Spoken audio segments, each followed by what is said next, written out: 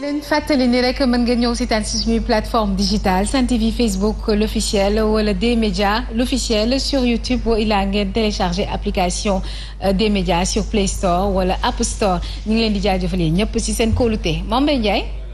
Apple. App Store wala Play Store. Mame Mbaye s'il vous plaît ah.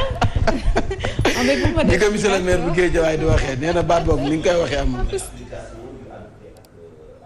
iPhone ah. Play Store mooy Android. Très bien moi si waay au moins lii sax xam nga mais Ameth day taxaw fii naan Play Store App Store.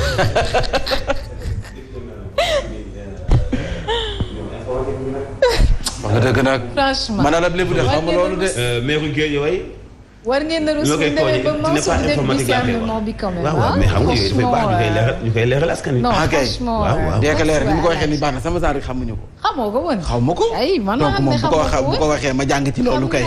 ayca nuyu bu baax ñi nga xam ne ñoo ñu topp ci Sen TV l'officiel bari ngeen lool ñu gis seen i message mbégte la ñuy ànd ak yéen fajar gu jot ngir jox leen li nga xam ne rek moom ngeen yittewoo ci wàllum xibaar monsieur profité di nuyu monsieur le ministre Sidiki Kaba mu ngi nuyu moom it ci fajar gi ak le sous-préfet Djibi Diallo Bamba Fall bari ngeen lool di ñu topp kon nag yaas dañu koy door ak direct news yéenekaay bi dafa ñëw ci ni ko El Hadj Mouhamadou Mansour waxee le député du peuple ci génne kàdduna kii di Ajaratu Awa Diop député moom mi nga xam ne ñu bëri démb dañu ko gunge ci këram gu mujj kàddu gi benn la mën a def lu baax la ñu gën a xam ci moom te nag nitu jàmm la arène politique bu Tëngéej faw nga àndax xadaar moo tax bu daan ñëw ci ay ndaje nii da ngay xam ne Ajaratu Awa Diop ñëw na waaye nag ñëpp xamee nañ ko ci social def lu baax njiitu réew président Macky Sall moom it rendre na ko hommage si yéenekaay direct news naka noonu it l'honorable député Waré Sarr nee na c'est une grande perte pour le Sénégal loolu moom dëgg la Babacar Gueye moom nag tàggatoo ndax moom nee na ko Adja Linguère ki nga xam ne mooy Mamadou Diop Decroix nee na nag c'est une véritable Amazone des années de braise ñoom jot nañu ko pratiquer moom l'honorable député Adjaratou Awa Diop moom mi nga xam ne moom mooy génne àdduna ci jour tabaski ji ba tey yéenekaay bi ñëw ci ministre de la santé ak décision bi nga xam ne francophonie jël na ko maanaam suspendre mboolem mission bu nga xam ne amal nañu ko ci fii ci réewum Sénégal lu waral nag ñu suspendre ko moo di Covid bi fi mu toll nii li nga xam ne moom mooy coronavirus bi administrateur bu OIF di xam ne kon ay santé agent moom mooy priorité waaye it si diiru ñaari fan diggante mercredi ak jeudi yii ñu wees Yacine Seck ndax xam nga ne kon ñaar fukk ci ñu amee jàngoro ji faatu nañ 20 patients yu nga xam ne nii Covid moo leen yóbbu diggante mercredi ak jeudi Covid bi moom en gros lay rey reyatul ay benn defatul détail moom en gros lay rey moom Covid bi mu mel ni kon 17 millions d'habitants yi nga xam ne ñooy yeewoo fii ci réewum Sénégal lu ko ëpp sax mënees nañu wax ne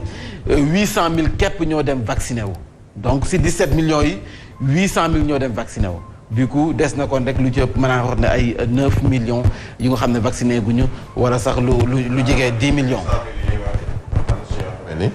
2 doses lañ jël ça veut dire que ci 800 000 yi peut-être que 500 000 yi ñoo vacciné wu. ñu si des jël nañ seen 2 doses. donc chiffres yi exact mënuñu ko. mënaguñu ko am. en tout cas loolu daal dañoo jàpp ne kon c'est insignifiant moo tax waa francophonie suspendre moo leen mission bu nga xam ne dañ koy amal fii ci réewum Sénégal et puis bu continuer mën nañ dem sax ba tëjaat ni ñu ko defee woon sunu aéroport yi wala yenn activités yi mu daal di dakk te yàlla buñ fa yegg ñu ñëw ci l'observateur dafa ñëw ci li nga xam ne moom mooy ba tey course à la mort la ko woowee coronavirus bi lu tax sénégalais yi dem ba léegi dañoo ñumee li nga xam ne moom mooy jàngoro ji takkatuñu masque da nga leen di wax takkal masque sax duñ la faale mu mel ni it gis nga tabaski bi buñ sañsee ba jekk bëgguñoo teg masque te nag dugg nañu fu ne bëgg classe Yacine gi duñ bëgg seen maquillage yeex yooyu daal di faare moo tax kenn takku ci masque ba tey muy ay inquiétudes yenn scientifique yi nga xam ne nii am nañu ab tiitaange bu baax ci jàngoro ji fu mu ñu jëmee 20 décès en 48 heures maa ngi leen ko doon wax sànq diggante mercredi ak jeudi ñi nga xam ne ñoo si ñàkk seen bakken yenn ci ay concert ñu daal di koy annulé loolu moom lu baax la initiative bu nice la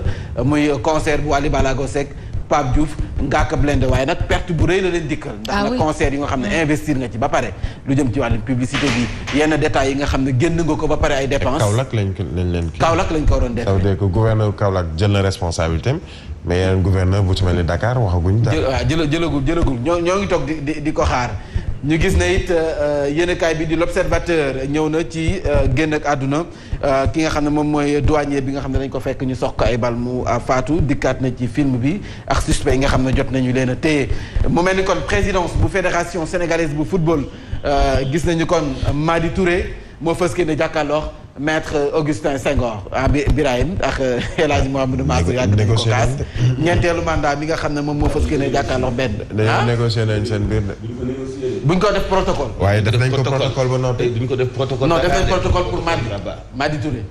voilà non comme ni ñu defoon ci CAN bi. protocole mais Mansour moom lañ def parce que Saër Seck. Mbaye Diouf Dia ñoom dañoo taxawal. ku ci dañu ne ni.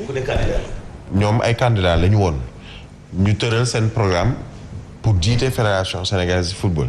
léegi lu ñu leen wax mooy la nekk ci seen programme ñoom ñaar ñëpp lañuy jël jébbal ko Augustin mu doxal. léegi maa di ne maanaam ñoom benn candidat la ñuy jël muy Augustin Senghor pour mu ñekkaat fi. mais léegi ñaari candidat Madi de moo fi des tey mu nee na day déglu base am te xam naa ni il fera pas le poids par rapport ak. Madi am na base. Madi am na base bien base mais protocole la ñu mujjee. Madi moo jiite ci ñi defar footballu Sénégal génération foot c'est ça. mooy manager génération foot. c'est ça def na ay. mais manager génération yu am solo. protocole lañ daan mais Sénégal fu ñu jàng sama gox. ñoom Augustin wane nañu ñoom li ñu mën suñu football bii moo soxla deret ju bees. ñu soxla alternance. gis nga ñun bëggatuñu ay qualification mondiale. parce que daf ñuy coûter lu bëri bëggatuñu ay CAN. li ñu bëgg maam mooy coupe. coupe la ñu bëgg way. jiitu taamoo coupe. nañu indi changement. nañu waxante dëgg nag. ñu indil coupe nag.